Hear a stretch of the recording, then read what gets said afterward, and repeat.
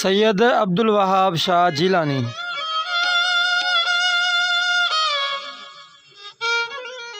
सैयद अब्दुल वहाब शाह सिंध जो मशहूर बुज़ुर्ग ऐं आरिफ़ थी गुज़रियो आहे।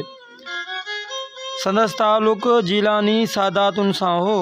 पाण वक़्त जो मशहूर बुज़ुर्ग ऐं जय्यद आलिम सैयद अहमद शाह जो फ़र्ज़ंद हो।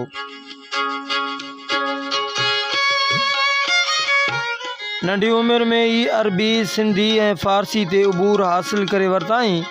संदसि तरीक़ो क़ादरी हो ऐं 20 सालनि ताईं पीरी मुरीदी वारे सिलसिले सां लाॻापियलु रहियो। उनखां पोइ दुनिया खां मुंहुं मोड़े तारक थी जबलनि जी ओट में याद इलाही में मशगूल थी वियो। सैयद अब्दुल वहाब शाह जिलानी शरीयत जो पाबंद हो। 7 हज बि कयाईं। वक़्त जो आलिम ऐं मुफ़्ती हो।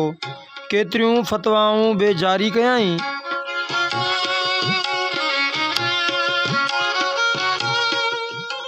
असी वरनि जी उमिरि में वफ़ात कयाईं।